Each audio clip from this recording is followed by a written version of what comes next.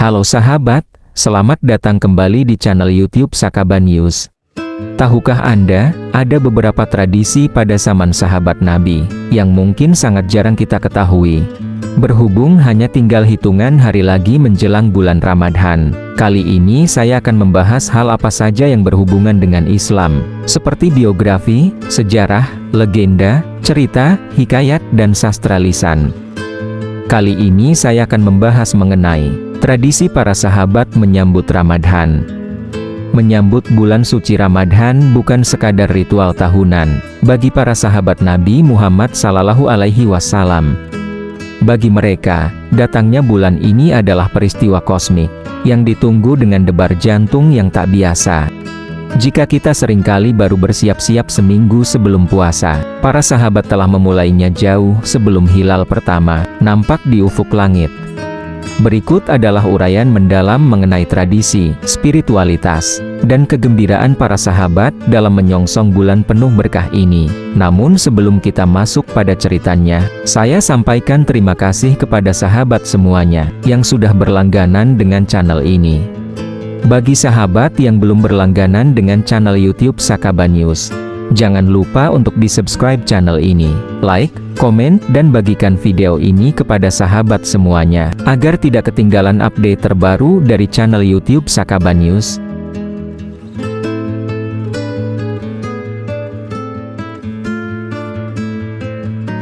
Salah satu riwayat paling masyhur dari Niwala bin Al-Fadhl menyebutkan, bahwa para sahabat berdoa kepada Allah selama 6 bulan sebelum Ramadan, agar mereka dipertemukan kembali dengan bulan suci tersebut. Mengapa 6 bulan? Ini menunjukkan betapa tingginya nilai Ramadan di mata mereka. Mereka tidak ingin melewatkan satu detik pun tanpa persiapan mental dan spiritual. Setelah Ramadan berlalu, mereka menghabiskan 6 bulan berikutnya untuk berdoa agar amal ibadah mereka diterima. Praktis, seluruh hidup mereka berputar di sekitar poros Ramadan.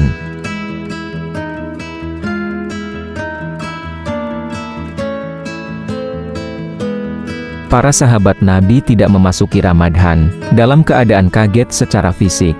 Mereka mengikuti jejak Rasulullah SAW yang sangat aktif berpuasa di bulan Syaban.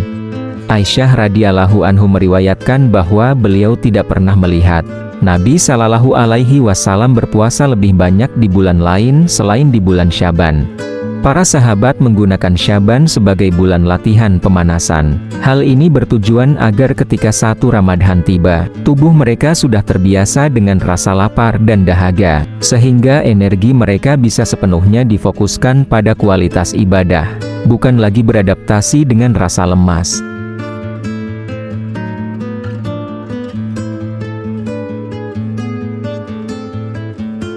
Ketika hilal terlihat, suasana di Madinah berubah total. Ada tradisi al-bisyarah atau menyampaikan kabar gembira.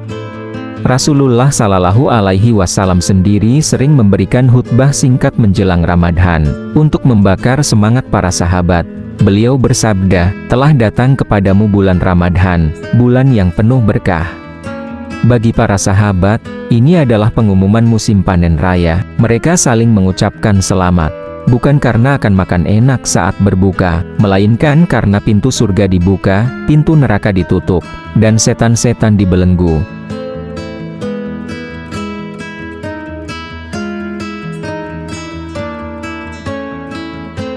Meskipun Al-Quran dibaca sepanjang tahun, para sahabat memiliki tradisi khusus saat Ramadan mendekat.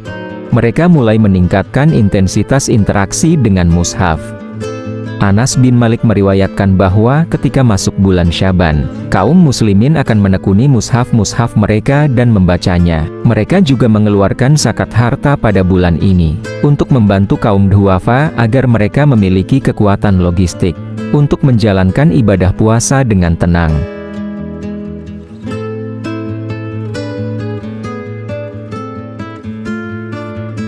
Para sahabat memahami bahwa dosa adalah beban yang menghalangi ringannya ibadah. Sebelum Ramadan tiba, mereka memiliki tradisi untuk saling memaafkan dan menyelesaikan sengketa. Mereka ingin memasuki bulan yang bersih dengan hati yang bersih pula. Mereka percaya bahwa dendam yang tersimpan di hati dapat menghalangi doa-doa mereka di malam Lailatul Qadar. Oleh karena itu, suasana kekeluargaan di Madinah menjadi sangat kental menjelang Ramadan.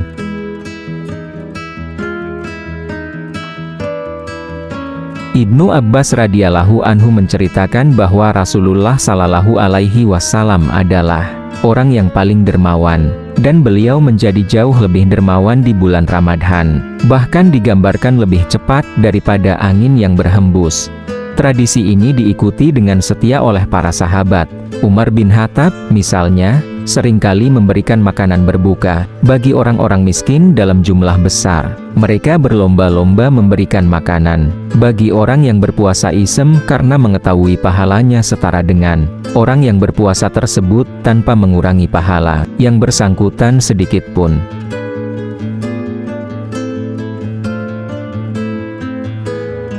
Begitu Ramadan dimulai, para sahabat mengubah pola tidur mereka. Mereka adalah rahib di malam hari dan satria di siang hari. Tradisi syalat tarawih yang dimulai secara berjamaah, secara masif di era Umar bin Khattab menunjukkan antusiasme mereka. Dikisahkan bahwa pada masa itu, imam membaca ratusan ayat, hingga para makmum harus bersandar pada tongkat karena saking lamanya berdiri. Namun, tidak ada yang mengeluh. Bagi mereka, berdiri lama di hadapan Allah adalah sebuah kelezatan, bukan beban.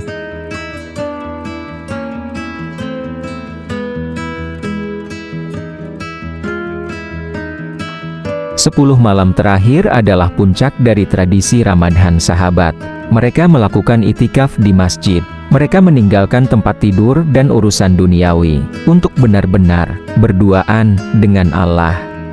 Para sahabat seperti Abu Bakar, Umar, dan Ali bin Abi Thalib akan meningkatkan kesungguhan mereka berkali-kali lipat di penghujung bulan. Mereka tidak membiarkan Ramadan pergi tanpa keyakinan bahwa dosa-dosa mereka telah diampuni. Kisah tradisi sahabat menyambut Ramadan mengajarkan kita bahwa keberhasilan ibadah di bulan suci ditentukan oleh persiapan. Ramadan bukanlah beban yang datang tiba-tiba, melainkan tamu agung yang harus dipersiapkan penyambutannya sejak jauh hari. Esensi dari tradisi mereka bukan pada kemewahan hidangan, melainkan pada transformasi diri. Mereka masuk ke bulan Ramadan sebagai hamba yang haus akan ampunan, dan keluar sebagai pemenang yang bertakwa. Kisah-kisah mengenai tradisi dan antusiasme para sahabat Nabi dalam menyambut Ramadan didokumentasikan dalam berbagai literatur klasik Islam, mulai dari kitab hadis, biografi syiar, hingga kitab-kitab penyucian jiwa Tazkiyatun Nufus. Berikut adalah sumber-sumber utama yang mendasari narasi tersebut. Pertama, kitab hadis utama Kutubut Tisah. Banyak rincian mengenai aktivitas Nabi dan sahabat di bulan Syaban dan Ramadan bersumber dari Sahih Bukhari dan Sahih Muslim, terutama dalam kitab Es-Syaum buku puasa. Contohnya, hadis dari Aisyah radhiyallahu anhu tentang puasa Syaban Nabi Muhammad sallallahu alaihi wasallam sebagai persiapan Ramadan. Sunan At-Tirmidzi dan An-Nasai memuat riwayat tentang kegembiraan Nabi memberikan kabar gembira al-bisyarah kepada sahabat saat Ramadan tiba. Kedua, kitab Lathaif al-Ma'arif Ibnu Rajab al-Hanbali. Ini adalah referensi paling otoritatif mengenai jadwal ibadah tahunan para salaf generasi awal Islam. Dalam kitab ini, Ibnu Rajab merinci riwayat tentang doa para sahabat selama 6 bulan sebelum Ramadan dan bagaimana mereka memfokuskan diri pada Al-Quran sejak bulan Syaban. Kutipan terkenal, sebagian salaf berkata, dahulu mereka berdoa kepada Allah selama 6 bulan agar dipertemukan dengan bulan Ramadan. Ketiga, Hilyatul Aulia Abu Nuaim al-Asfahani. Kitab ini merupakan ensiklopedia biografi para sahabat dan ulama tabi'in yang fokus pada sisi spiritualitas zuhud mereka, menceritakan bagaimana para sahabat seperti Abdullah bin Umar atau Anas bin Malik meningkatkan intensitas ibadah dan kedermawanan mereka menjelang bulan suci. Keempat, Syiar Alam Nubala Imam Az-Zahabi. Kitab biografi monumental ini mencatat sejarah hidup para tokoh besar Islam. Di dalamnya terdapat detail tentang bagaimana para sahabat dan generasi setelahnya tabi'in menutup tokoh-tokoh mereka, dan mengurangi urusan duniawi demi fokus membaca Al-Quran, saat memasuki bulan Ramadhan. Kelima, Kitab At-Targhib wa At-Tarhib Imam Al-Munziri. Kitab ini berisi kumpulan hadis dan atsar perkataan sahabat, yang memotivasi seseorang untuk beramal saleh, memuat riwayat-riwayat tentang keutamaan memberi makan orang, berbuka isem, dan bagaimana para sahabat berlomba-lomba dalam kedermawanan selama Ramadhan. Secara singkat, narasi berdoa 6 bulan sebelum Ramadhan berasal dari riwayat Miwala bin Al-Fadhl, seorang ulama tabi'ut tabi'in. Sementara tradisi memperbanyak bacaan Al-Quran di bulan Syaban, yang disebut Syahrul Qura atau bulannya para pembaca Al-Quran, banyak diriwayatkan dari perilaku Umar bin Qais dan para sahabat lainnya dalam naskah-naskah sejarah Madinah.